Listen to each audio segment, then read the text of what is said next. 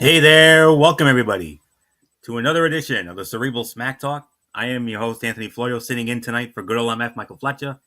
I am here with the Phenom Michael Bullock, and MF not with us here tonight, but we are hopeful of having MF back with us Tuesday night as we kick off our huge week of coverage, of course, that being WrestleMania week. And we will set up everything when it comes to WrestleMania week at the end of the show as part of our future content. And some big news about the matches of WrestleMania nights 1 and 2, of course the Hall of Fame with the inductors, and we'll get into all of that in just a little bit. But as is customary, even though MF is not here, I am still going to go forth with our traditional start of Cerebral Smack Talk nowadays, which is our review of TNA Impact that went down this past Thursday night, as always. And we started it off, and this was from the St. Joseph Civic Arena in St. Joseph, Missouri. And we started it off with an in-ring segment. All Ego, Ethan Page. Of course, Ethan Page, we all know he's a part of NXT nowadays, but he's now he came back to TNA, and he's got a huge main event, as it will be Ethan Page versus Frankie Kazarian versus Joe Hendry for the TNA World Heavyweight Championship at the Rebellion pay-per-view in 2 weeks. He cuts a promo, and Frankie Kazarian interrupts, and then Santina Marella comes out, and he says Joe Hendry is gonna be on the show later to talk about Unbreakable and Rebellion, and what he's going to say about Unbreakable is going to affect both of them. So a solid promo segment there, and we'll get into Joe Hendry a little bit later on. First match, it was Mustafa Ali squaring off against Ace Austin. Mustafa Ali wins the match. It was about a 2.5-star match. It was kind of a disappointing finish, but it protects Ace Austin, who could be a strong candidate to win the International Championship Tournament, while furthering Mustafa Ali's storyline with Mike Santana. And then after that, we had Moose versus Cody Deaner. Now, here's the thing here. This was 2 matches in one here. The system put an edict out on Cody Deaner. They said if Cody Deaner could last 2 minutes with Moose, then Cody Deaner would get an immediate shot at Moose in the X Division Championship. Cody Deaner does just that, and it sets up Moose versus Cody Deaner for the X Division Championship. And no big surprise, Moose successfully defends the title here. 2 stars. Fine for what it was. Cody almost uncharacteristically does the smart thing by running away from Moose to last the 2 minutes. It brings up the hopes of the fans before being taken out quick with the spear. I wonder if the thing about Cody Deaner's contract coming up is a shoot or not. He could be useful as a producer, which is something he might already be doing behind the scenes for TNA. You never know. The Rascals squaring off against Johnny Dango Curtis and Brian Myers. Johnny Dango Curtis and Brian Myers win the match. This was a 3.25-star match. It was a decent match with the Rascals doing most of the work. A new championship was announced on last week's show. They did away with that digital media championship, which I think was a great move. And in its place is a brand new championship, and it's going to be called the International Championship. And to honor, this year is going to mark the 20th anniversary of what many people still call to this day the greatest match in the history of TNA wrestling. Unbreakable 2005. It was the Fallen Angel Christopher Daniels versus the phenomenal AJ Styles versus Samoa Joe in a 3-way match for the X Division Championship that served as the main event of that pay-per-view.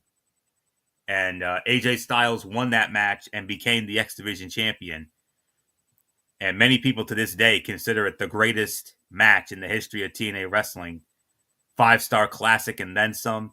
I suggest to any and all wrestling fans, new or old, if you have not seen that match in your lifetime, I strongly suggest you check it out.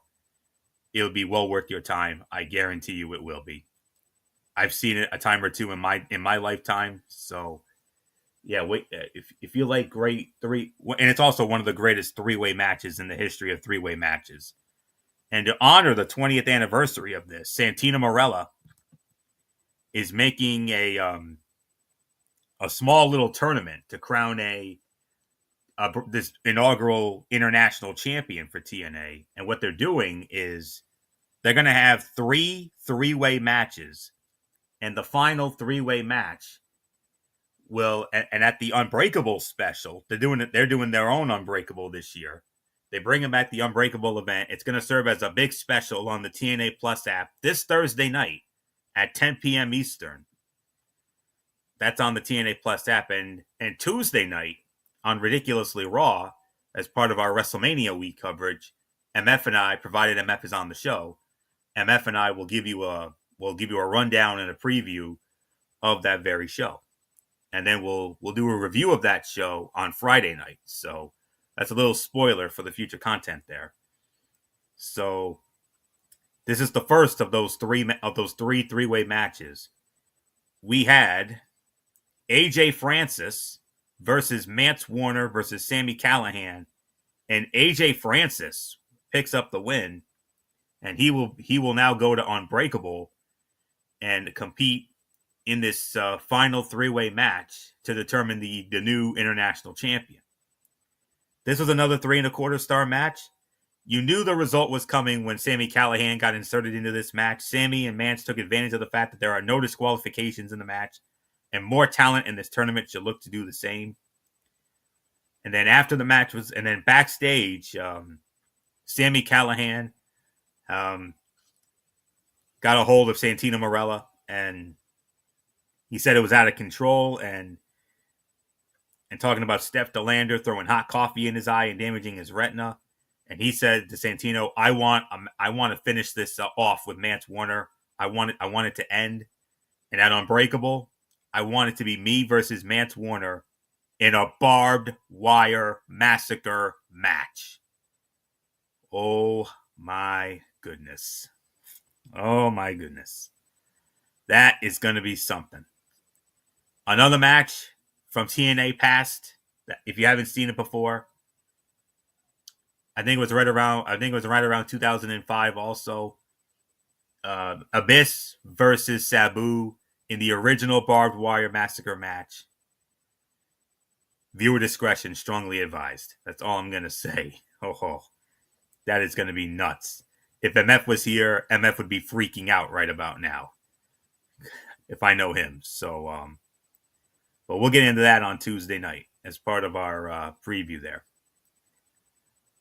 Next on the match card, we had Ryan Nemeth squaring off against Leon Slater. Leon Slater winning the match. 3.5 stars. Another win for Leon Slater. They clearly see something in him and are looking to push him as the next big thing, and I am here for it. You know I've been very high on this young man, and that match against Ryan Nemeth just proves it, and he's going to be in that Ultimate X match. I think that's at the Rebellion event in a couple weeks, and I'm going to go on the record. I think he's going to be the next X Division champion.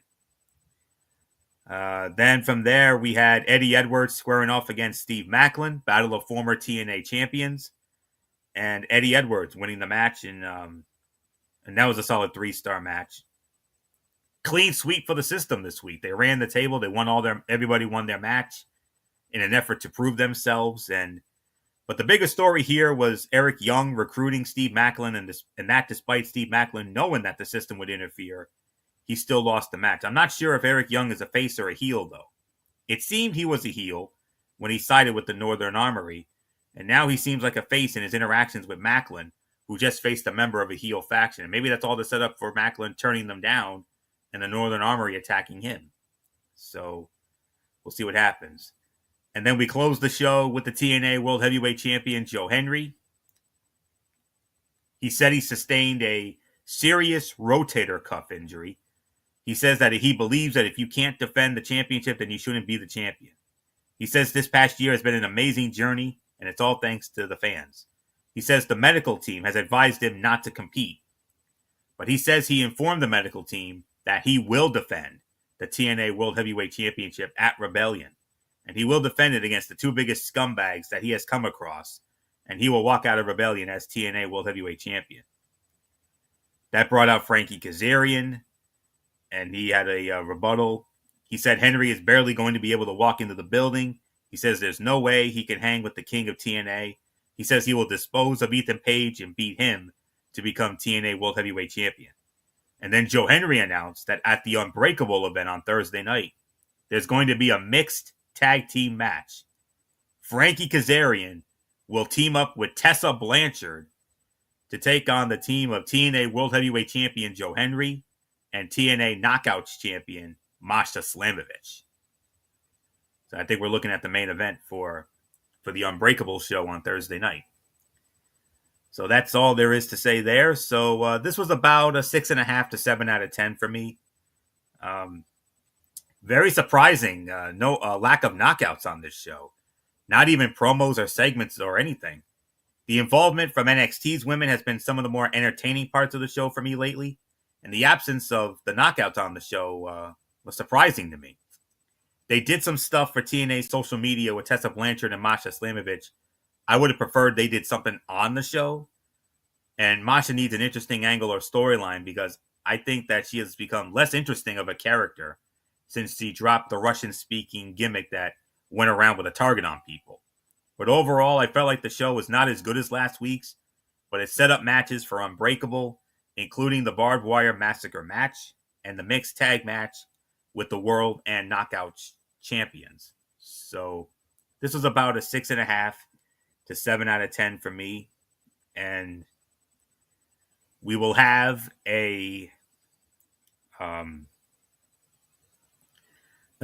you could say somewhat of a warm up Impact show coming up this Thursday night.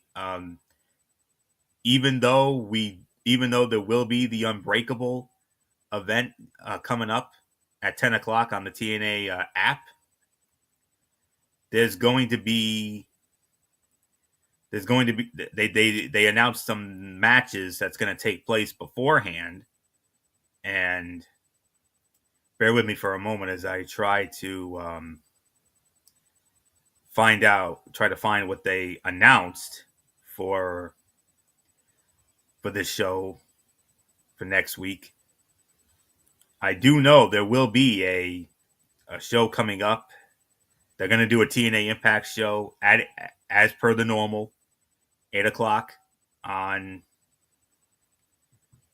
Access TV, for those of you who have the channel, or for those of you who don't, obviously that of course being the TNA Plus app. And we're going to set up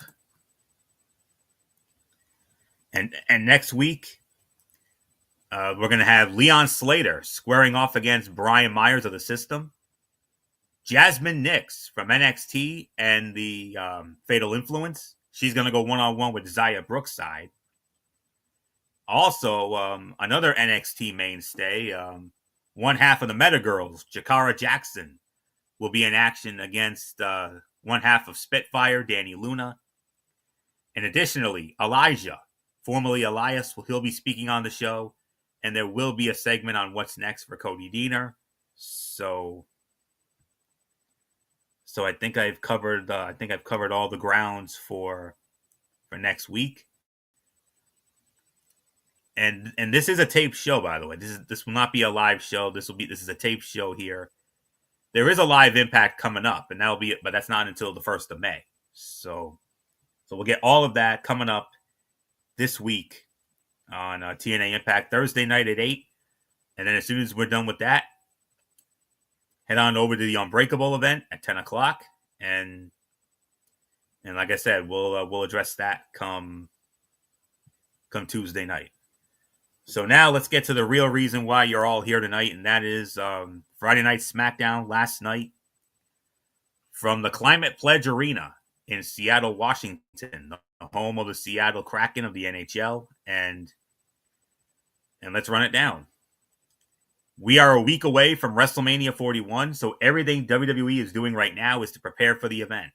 Last night's show saw newcomer Rey Fenix take on Humberto Carrillo of Legado del Fantasma. Damian Priest had a confrontation with Drew McIntyre.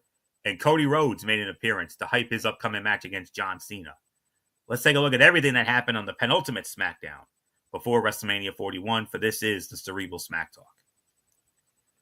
And we started off with the general manager of SmackDown, Nick Aldis. He began the show in the ring to address what happened last week with Randy Orton.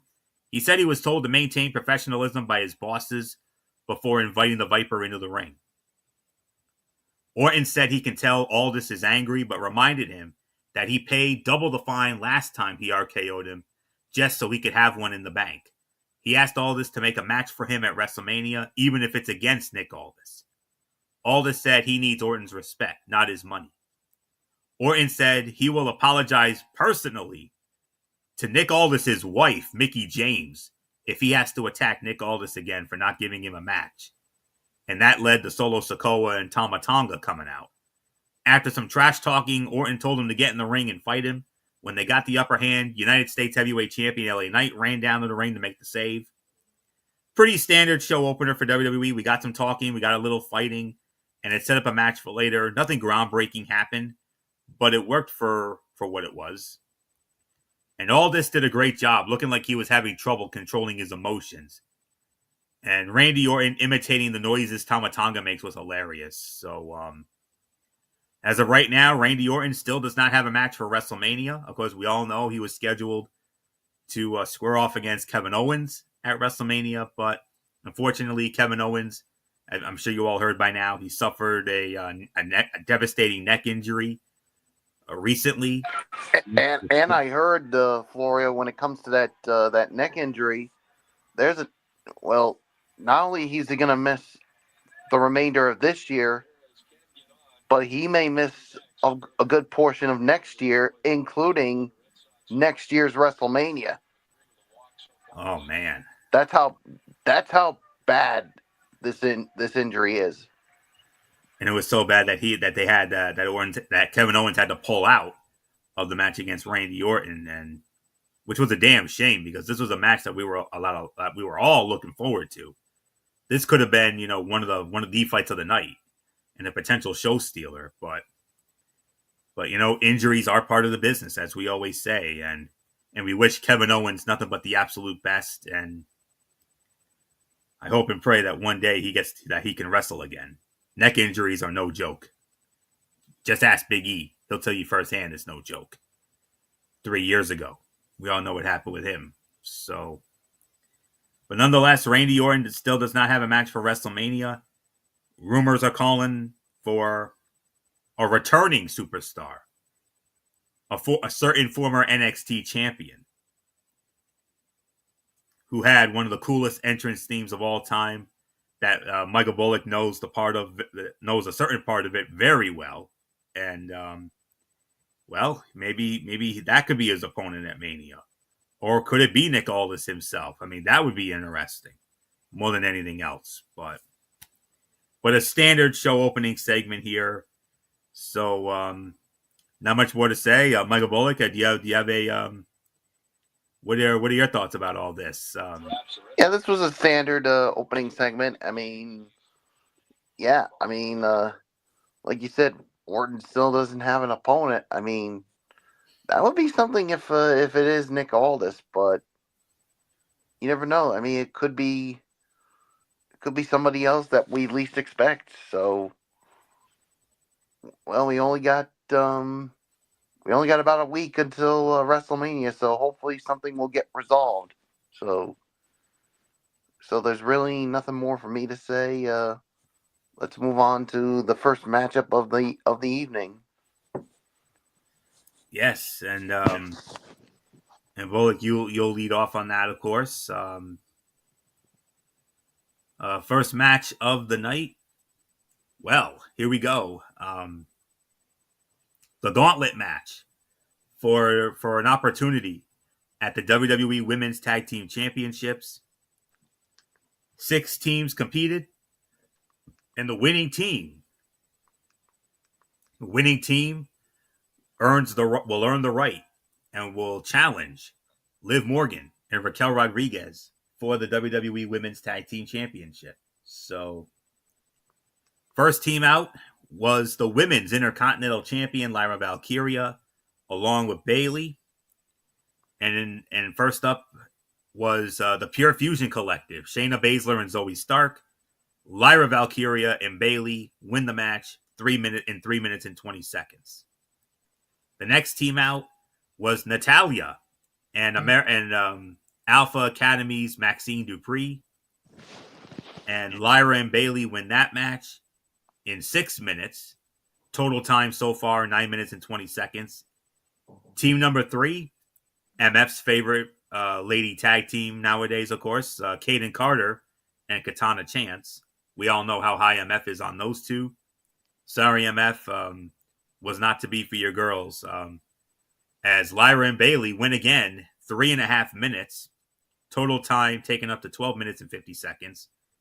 Next team out was Michin and BFAB. And Lyra and Bayley win that match as well in a total time of 4 minutes and 40 seconds, taking the total time up to 17.5 minutes. And the final team, representing Chelsea Green and her Secret Hervis, Piper Niven and Alba Fire. The total time of this match was 11 minutes and 10 seconds. This particular match, this final match, was a total of 11 minutes and 10 seconds. And the winners of the gauntlet in a total time, or total cumulative time, of 28 minutes and 40 seconds. And the number one contenders for the WWE Women's Tag Team Championships and squaring off against Liv Morgan and Raquel Rodriguez for those titles at WrestleMania 41 are Lyra Valkyria and Bayley. So, Michael Bullock, Lyra Valkyria and Bayley, the first team out. And as the old saying goes, they went coast to coast and wire to wire. And now Lyra and Bayley will challenge Liv Morgan and Raquel Rodriguez for the WWE Women's Tag Team Championship at WrestleMania. How about it? Yeah, I mean, they last throughout the whole gauntlet match, and yeah, they certainly earned this victory here. So, it's normally tough to rate these gauntlet matches, Florio. I mean, Agreed. huh? Yeah, I agree. They are tough. Yeah, it is tough. I mean, I'm gonna do my best to give you my rating on it. I'll give this about maybe 3 to 3.5 is my rating on this for the overall gauntlet match. I mean, if I underscored it, I do apologize. But again, like I said, these are just tough to rate. So 3.5, it's yours, Florio. No, I'll give you that. I mean, no, you're absolutely right, Bullock. I mean, we say certain matches are tough to rate, and these are one of them. I mean, Battle Royals, we usually have tough times rating. Royal Rumble matches at times can be tough to rate. And that certainly holds true for gauntlet matches, no question. So I will definitely give you that 3 to 3.5 threshold. And let me pull this up here. Yeah, like we always say, gauntlet matches are tough to judge because they tend to be long as a whole, but each matchup contained within it ends up being short. Bayley and Lyra Valkyria put on a great performance for a long time, but it was hard to buy most of the teams as potential winners. Zoe Stark's missile dropkick to Lyra Valkyria looked awesome. Maxine Dupree has clearly been training a lot, and she looks way more confident in her movements. And Lyra's powerbomb to Piper Niven, very impressive. So, and overall, you can definitely say this was a very impressive performance by Lyra and Bayley, going coast to coast, wire to wire, and now they get as MF would say, they get the golden goose now. They get the golden ticket to WrestleMania 41, where they will now challenge Liv Morgan and Raquel Rodriguez for the WWE Women's Tag Team Championship. And Thursday night, on a special edition of Talking Wrestling TXN, we will give you our thoughts. We'll give you we'll let you know who we think who we like to come out of that match. So, and we'll also let you know where that match will end up on the Mania card. We'll get into that a little bit later on. All right. We're actually gonna give you a freebie as far as a Mania match goes. Damian Priest, Drew McIntyre. It's been obviously we knew they were gonna have a WrestleMania match. And here's the thing: two things. Number one, their match will take place on night 2 on WrestleMania Sunday, but it's not going to be any normal match. It's not going to be a regulation wrestling match. Oh no. This is going to be a Sin City Street fight. Oh my, Sin City Street fight. You got to love that. So that is going to be something. So I mean, those two running around all over Allegiant Stadium. My oh my, that's going to be something. So point is, they were supposed to have a face to face. But as Damian was making his entrance, Drew McIntyre attacks him. He jumps him from behind. Well, as Damian Priest was coming out for a promo, Drew McIntyre attacked him. Several officials had to help Damian Priest backstage while the Scottish psychopath watched from the ring. McIntyre spoke for a bit until Damian Priest came back out to fight him again. They will have a Sin City Street fight at WrestleMania, so WWE is trying to make this feel as intense as possible. McIntyre used the steel steps to hit Damian Priest before dropping him with a DDT on top of them. And then he would go on to cut a promo. He said he always tells the truth and every action is justified. He said he accepted the street fight challenge despite wearing an eye patch.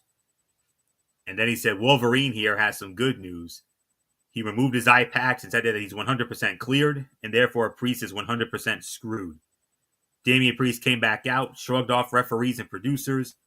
Priest attacked McIntyre and slammed his head on the ring steps. McIntyre used his thumbs to gouge Priest's eyes. McIntyre picked up the top piece of the ring steps and struck Priest with them. And then McIntyre gave Damian Priest a future shot DDT onto the bottom piece of the ring steps, and McIntyre tore the necklace from Damian Priest's neck. Oh boy, very intense indeed. So this was definitely another one of the highlights of the night for sure. Very well done here. So not much more to say. Michael Bullock, how about this? Damian Priest and Drew McIntyre. Sin City Street Fight on WrestleMania Sunday. Oh, they're going to be brawling all throughout throughout Allegiant Stadium, and yeah, this ain't going to be for the weak of heart, folks. I mean, nope. And this is all about Drew McIntyre getting payback on Damian Priest, because the thing that's still stuck on his mind was WrestleMania last year when Damian Priest cashed in on them with his Money in the Bank and became the World Heavyweight Champion, when, as we all agreed, Florio, that it was Drew McIntyre who started all this. He screwed himself. I mean, and he beat as Seth I told Rollins. you, He beat Seth Rollins to become the World Heavyweight Champion.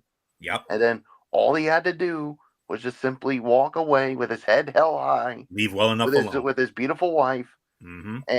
And did he do that? No. Why? He had to literally rub it in on CM Punk during their heated rivalry, saying, Obsession. "Oh, this I took your moment away from you. Now it's my moment, and now I have the title that you don't have." So literally poking fun at CM Punk, and well, you know the rest of the story. So, yes, we do. And Damian Priest wants to finish everything and basically say, you know what? You started all this. Own up to your own actions. So, yeah, this is going to be something. So, nothing more to say. It's yours, Florio. All right, Bullock, let's get into our next match. Right, and we had an abbreviated SmackDown chat last night, and this is right around the time you came in for this match. Rey Fenix squaring off against Berto. That's Humberto Carrillo of the Legado del Fantasma. And Ray Phoenix wins the match 10 minutes and 45 seconds. So, Bullock, another great match for Ray Phoenix after that great debut he had with Nathan Frazier in Chicago last week. What was the time again?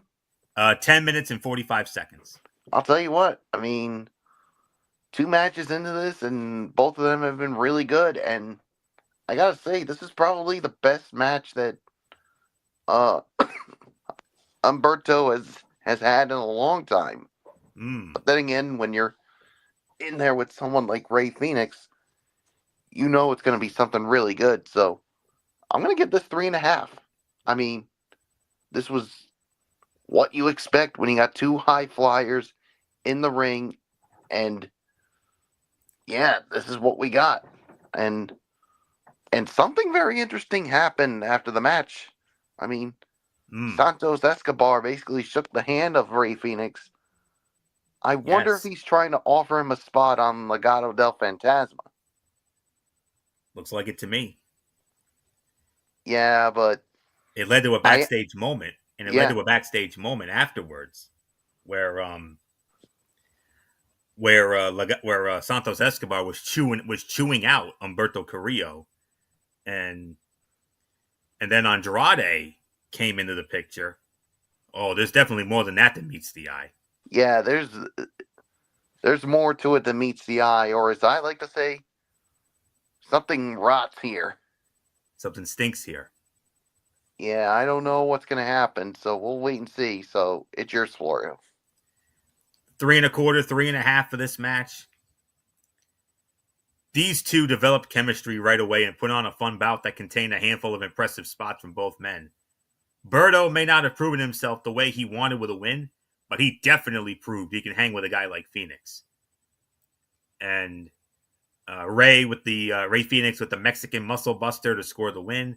Santos Escobar came out and told Berto to shake Phoenix's hand. Berto left angrily, but Escobar shook Phoenix's hand and showed him respect. And Santos Escobar and Angel did not stand in Berto's corner so he could prove himself alone. And Berto's corkscrew dive over the top rope looked amazing. And Bullock, like I told you during our SmackDown chat last night, that's the best I have seen Humberto Carrillo look in years. Probably since his early days on Raw. I mean, like around 19 or 20. I mean, I can't remember the last time I saw Berto look that good in a match. It's been forever. So, the outcome was never in doubt. We all knew Ray Phoenix was going to win this match. But credit to Triple H and the creative team and for Ray Phoenix for making Berto look the best I have seen him in a very long time. So, credit where credit is due for that. So, all right. So, all right. We actually do have a cutout match here. It was the Women's United States Champion Chelsea Green squaring off against Zelina Vega, non-title match. And Zelina Vega wins the match via a countout in 1 minute. Now, Bullock and I were a little confused at first. We're like, okay, what's the referee doing here? Ryan Tran was the referee for this match, and why did he ring the bell? And then Bullock went on his DVR. He rewound it back, and it turned out that the count out was justified. So it was a proper count out. So Zelina Vega does win the match via a count out. The match only ended, though, in 1 minute. I know Bullock is going to agree with me when I say this. Absolute dud. This was the absolute worst fight of the night. The way this ended was so abrupt and weird because there was no indication that the ref was close to 10. Unless there was a good reason to cut the match short. This felt like the weirdest booking decision. And even Zelina Vega looked confused at first. It's tough to tell, but WWE might be trying to distance Zelina Vega from the LWO.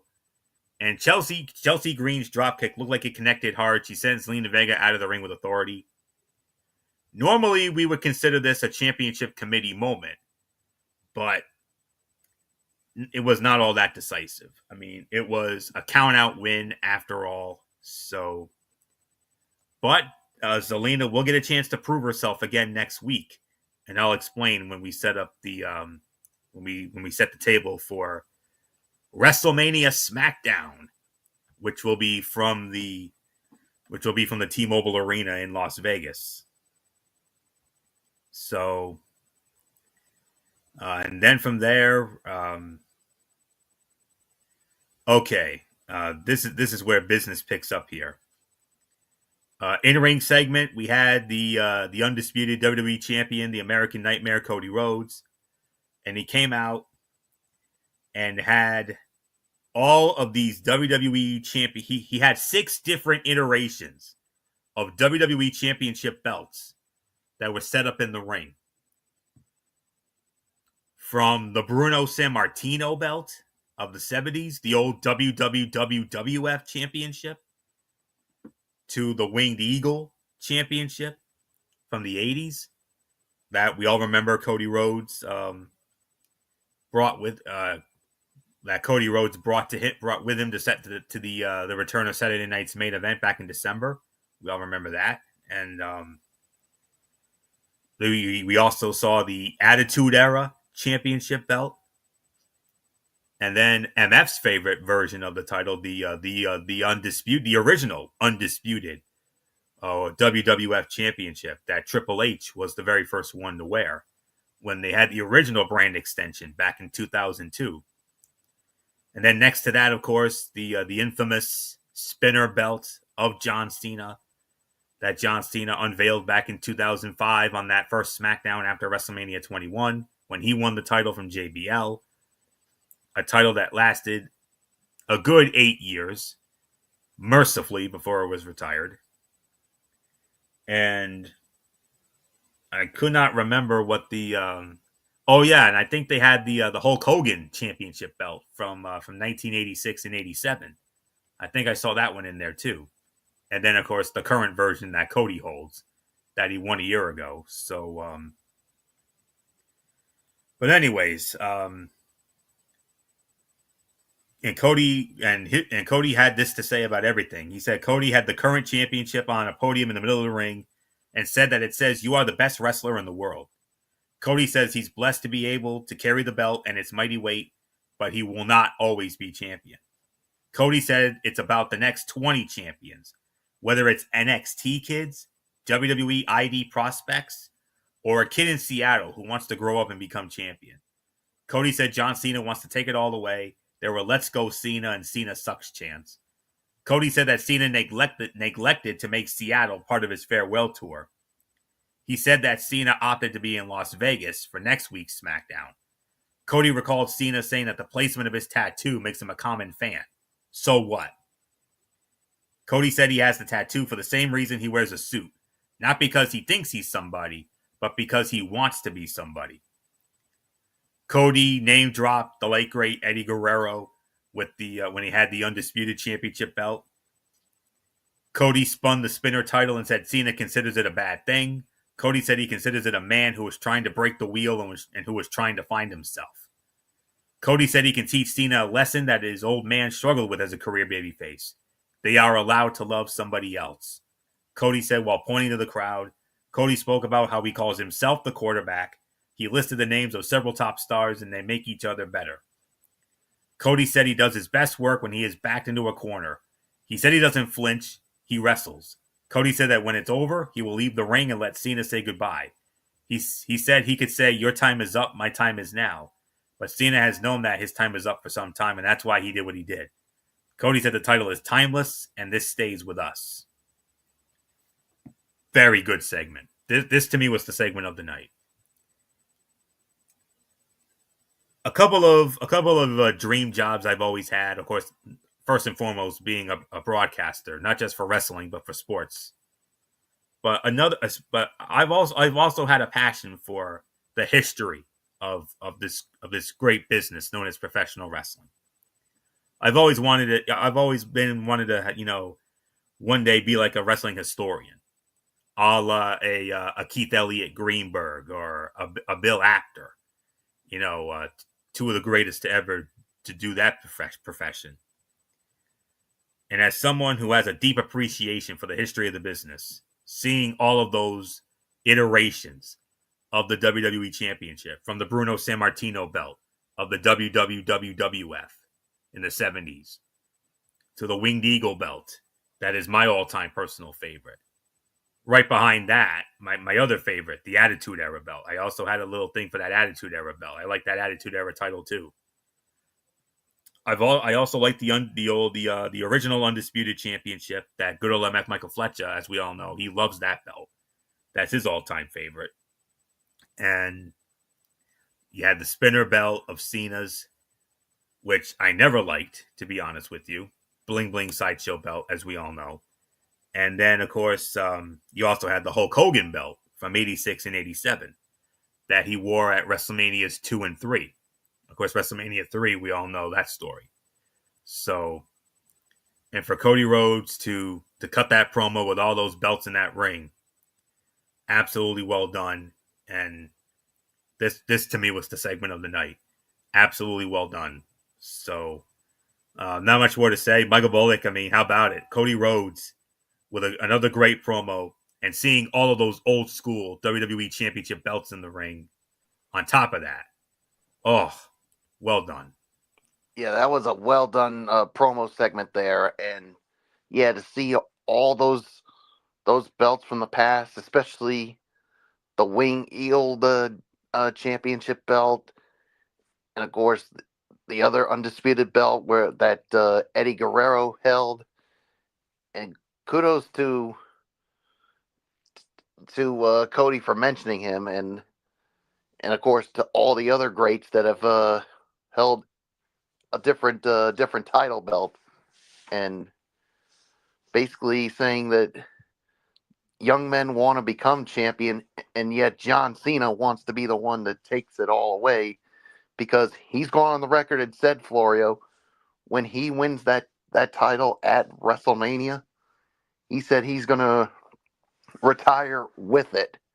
So he's basically saying nobody else will have a chance at it, and also said that everybody's gonna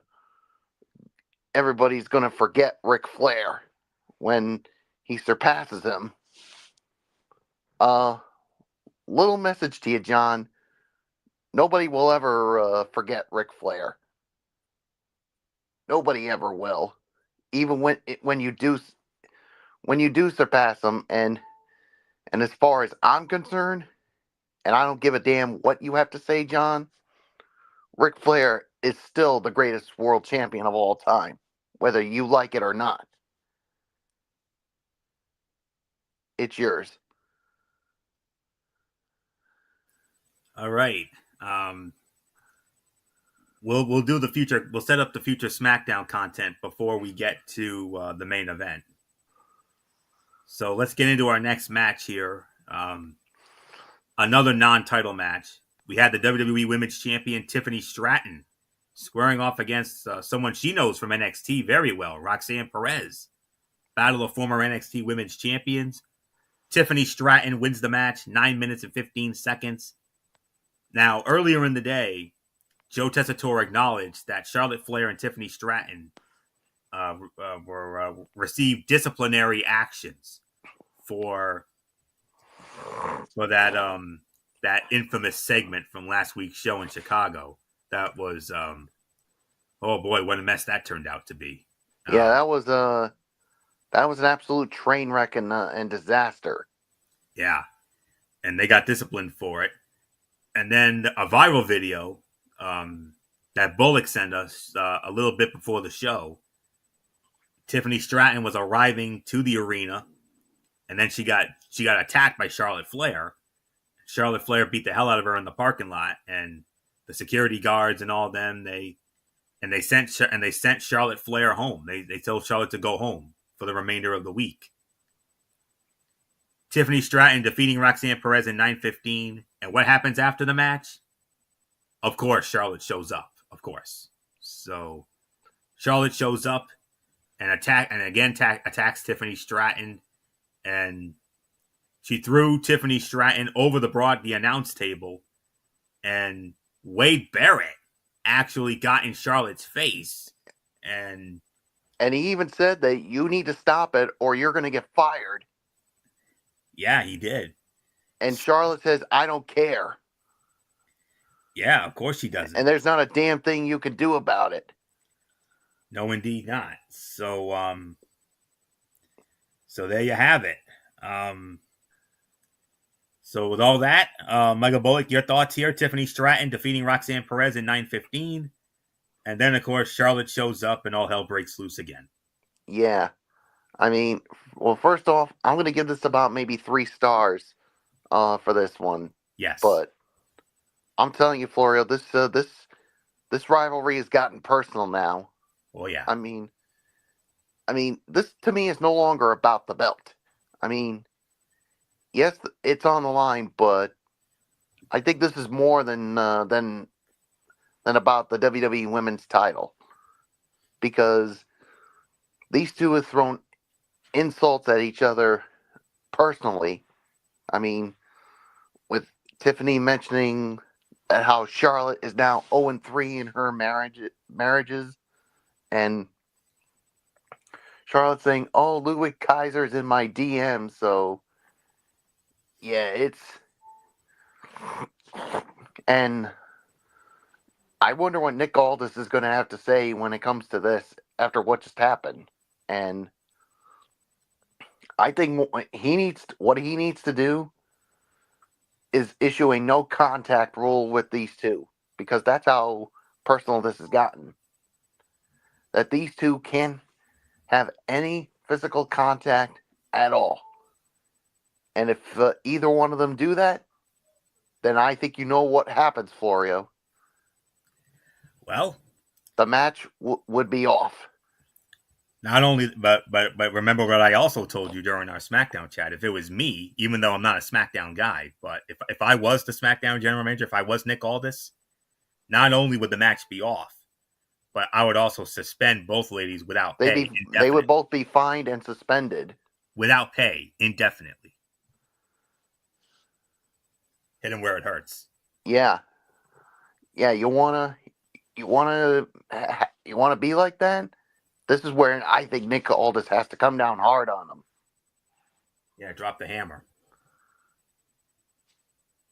As if he hasn't gotten enough to deal with already. Especially with Randy Orton. Yeah. Well. Yeah, tonight wasn't a good night to be Nick Aldis. Yeah, last night was not a good night. Yeah, last night wasn't a good night for him. Well, hopefully next week will be better. So, all right. So,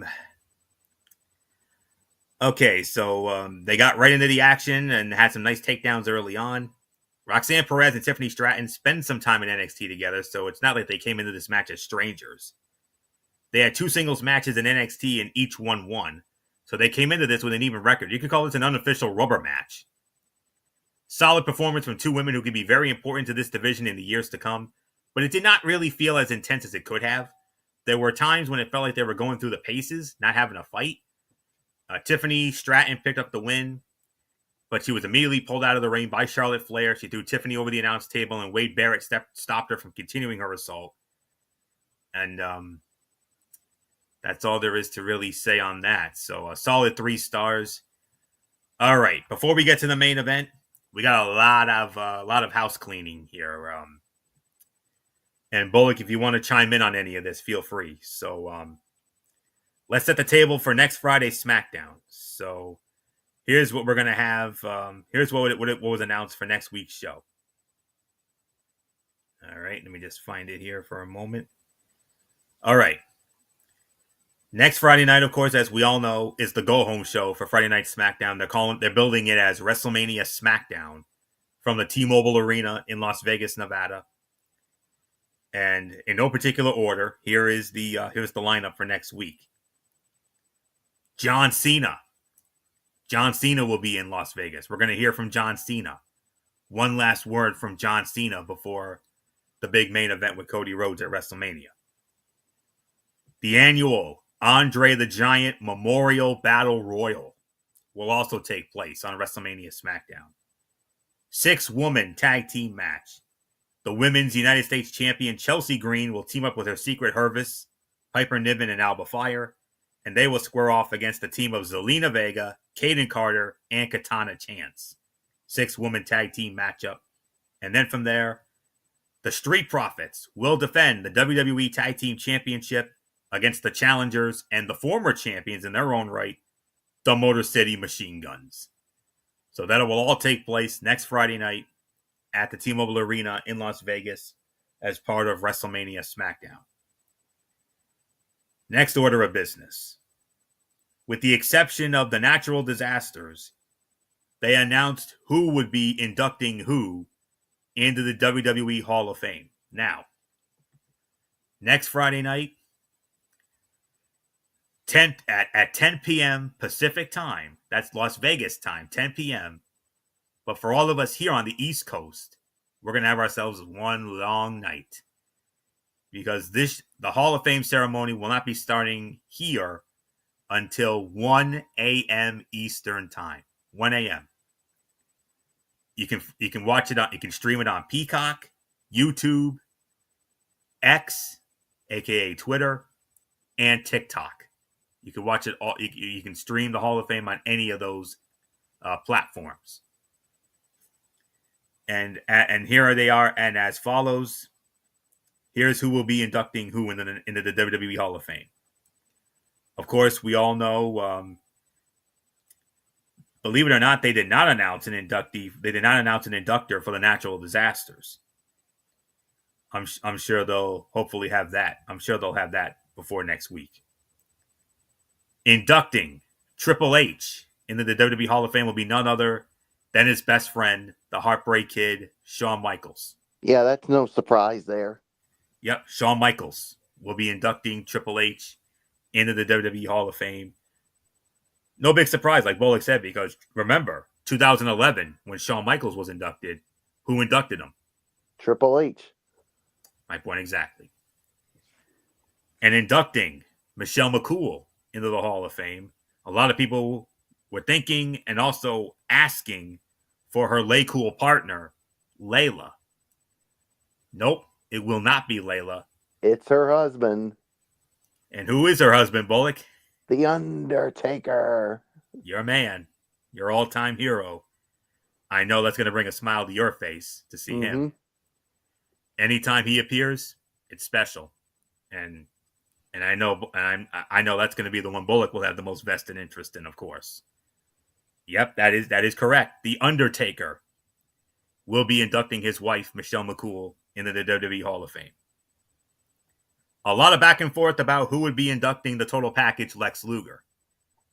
Now, some people were saying Sting. A lot of people were saying Sting because of the fact that they're the best of friends.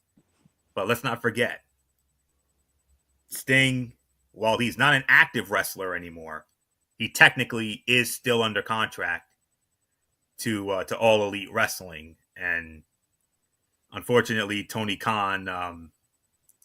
Well, in our opinion, anyway, we think that Tony Khan put the kibosh on it because Sting will not be inducting Lex Luger into the Hall of Fame. But you got the next best thing. The man who has been relentlessly working and helping with Lex Luger to help him walk again. None other than Diamond Dallas Page. So that's still a good choice. I mean... Yeah, it's still a good choice. Diamond Dallas Page. Yeah, I got no problem with it. Me neither. Diamond Dallas Page will induct Lex Luger into the Hall of Fame. And we keep saying this. And God forbid if that man walks. If he walks next week.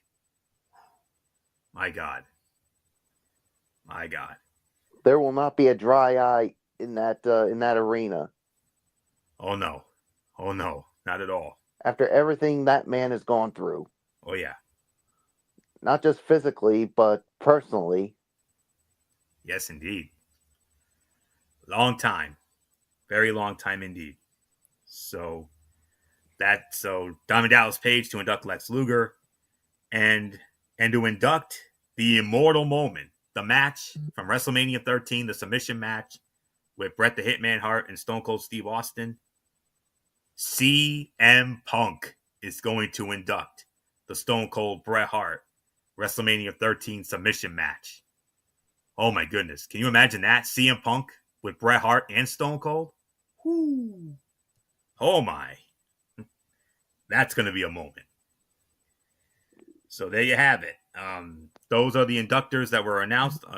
We still don't know who will be inducting the natural disasters, but myself and Bullock strongly feel it should be the Mouth of the South Jimmy Hart because of the fact that he was their manager. But they could throw a curveball here, and it could be the American Nightmare Cody Rhodes because Cody Rhodes is the nephew of Typhoon. Typhoon is his uncle, Fred Ottman. So don't be surprised if it's either Jimmy Hart or Cody Rhodes that inducts the natural disasters. All right, so that's the Hall of Fame. And now we're going to unveil the card. The cards have been all set, and here they are for WrestleMania 41. WrestleMania Saturday, night 1, next week. In no particular order. The main event, we all know what the main event will be. Roman Reigns versus CM Punk versus Seth freaking Rollins. Paul Heyman will be in CM Punk's corner. Jade Cargill versus Naomi. The War Raiders, Eric and Ivar, will defend the World Tag Team Championship against the New Day, Kofi Kingston and Xavier Woods. Rey Mysterio, one-on-one with El Grande Americano. LA Knight will defend the United States Heavyweight Championship against Jacob Fatu. Tiffany Stratton versus Charlotte Flair for the WWE Women's Championship. And last but not least, Gunther versus main event Jey Uso for the World Heavyweight Championship. Yeet. Yeet. So that's your night the one. WrestleMania card. Saturday card. That's the WrestleMania Saturday. Now, here's the card for WrestleMania Sunday. Sunday. Yep. Or should we say WrestleMania Easter Sunday? Yes, WrestleMania Easter Sunday. I'm sorry, I can't get over the fact that they booked it on Easter Sunday of all days. But it is what it is. It's only for this year. No worries. We'll be back to normal next year. No worries. WrestleMania Sunday, Easter Sunday, whatever you want to call it. No particular order. Main event, as we all know, Cody Rhodes, John Cena, undisputed WWE Championship. Liv Morgan and Raquel Rodriguez to defend the WWE Women's Tag Team Championships against the Women's Intercontinental Champion Lara Valkyria and Bayley. Drew McIntyre and Damian Priest in their Sin City Street Fight. The Fatal 4-Way for the Intercontinental Heavyweight Championship. Braun Breaker versus Penta versus Dominic Mysterio versus Finn Balor. AJ Styles versus Logan Paul. And Io Sky versus Bianca Belair versus Rhea Ripley, the triple threat match for the Women's World Championship. Got all that? I hope you did. There's going to be a quiz later. Oh, is there going to be a quiz later? Yeah, because, and another thing, because we ain't going to repeat this again. Oh, no. So, we mentioned this one time and one time only. That's right. So we've taken care of all the house cleaning here. So we have one last order of business, and that is the main event of last night's SmackDown. United States Heavyweight Champion LA Knight and Randy Orton squaring off against Solo Sikoa and Tama Tonga of the Bloodline. LA Knight, Randy Orton win the match. 8 minutes and 55 seconds. LA Knight with a BFT on Tama Tonga for the win. Yeah, okay. This was about a 2.5 to 3 star bout. All right match. It was a solid, not overly spectacular main event.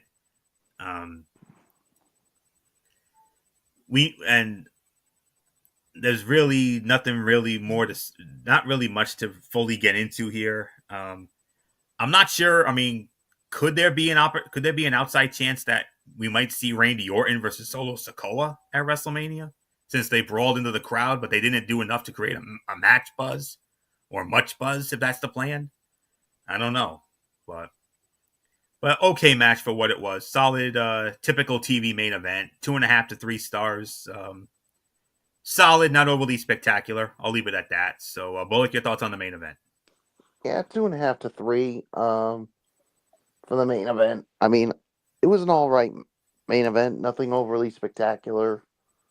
But of course, we saw afterwards Jacob Fatu get the last laugh on LA Knight as they head into their United States Championship match at WrestleMania. So 2.5 to 3.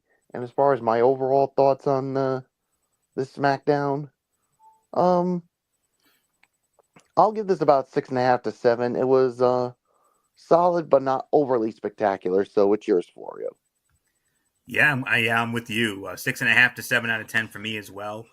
Last night's SmackDown was the definition of a filler episode. Yeah, filler. It was a filler episode, to say the least. All of the big feuds on SmackDown have been set up for WrestleMania, so everything is in a holding pattern until the pay per view. We did get some decent in ring action with Berto versus Phoenix in the women's tag gauntlet, but the match between Zelina Vega and Chelsea Green ending so abruptly hurt the flow of the show. The promo segments were all fine, but didn't necessarily do anything to advance any storylines, with the exception being Randy Orton's quest for a match at WrestleMania. The build for this year's WrestleMania has been middling at best, but the card has the potential to deliver 2 nights of fun. Let's hope the next week of WWE programming does a good job of getting everyone hyped for the pay-per-view next weekend. So 6.5 to 7 out of 10. I agree with you 100% there, Bullocks. So with that will put the bow on this latest installment of the Cerebral Smack Talk. We want to thank you all so very much for tuning in as always. And now let's set the table once again for WrestleMania week, our WrestleMania week coverage of content here on our family of networks, here on the Tone 25, and also on MF's channel, Bracefan 95 as well. So here we go. Here's the lineup. We kick it off on Tuesday night, 10:30, right back here on the Tone 25 for Ridiculously Raw, where we will review WrestleMania Raw, along with NXT's Go Home show for Stand and Deliver. And MF and I will preview the TNA Unbreakable special that goes down on Thursday night on the TNA Plus app. That's on Tuesday. Thursday, Talking Wrestling TXN, once again here on the Tone 25. We are going to preview NXT Stand and Deliver and WrestleMania 41. That'll be on Thursday night. Friday night, immediately following SmackDown over on MF's channel, Bracefan 95, the Cerebral Smack Talk. Immediately following SmackDown, MF and I will give you our thoughts on the TNA Unbreakable special, and we will review Friday night SmackDown, WrestleMania SmackDown as well. Next Saturday night, MF will have it, Bracefan 95. We're going to review NXT Stand and Deliver and WrestleMania Saturday. And then next Sunday night, we will have our review of WrestleMania Sunday, and then we'll go from there. So there you have it. That's the content for next week. We can't wait to bring it to you. Hopefully, MF will be back with us on Tuesday. And that's it. So until Tuesday night for Ridiculously Raw, as we kick off WrestleMania week, this is Anthony Florio here for the Phenom, Michael Bullock, and of course, in spirit, good old MF, Michael Fletcher, and of course, always and forever, our first lady of Talking Wrestling TXN, the one and only Twisted Angel Dee Woodson. You know the routine, everybody. Thumbs up. Talk to you later. Yeah, throw the Fortune Force style. Bye for now, my friends. God bless. Be good to each other. Have a blessed few days. And until Tuesday night, when we kick off WrestleMania week with Ridiculously Raw, you have been watching this special edition of the Cerebral Smack Talk right here on the Tone 25 on YouTube and Streamy.com. And remember, my friends, no matter what anyone tells you beyond anything else, wrestling is indeed actually real. For everybody who has been a part of this one, for now, Anthony Florio, so long, and bye, everybody, bye.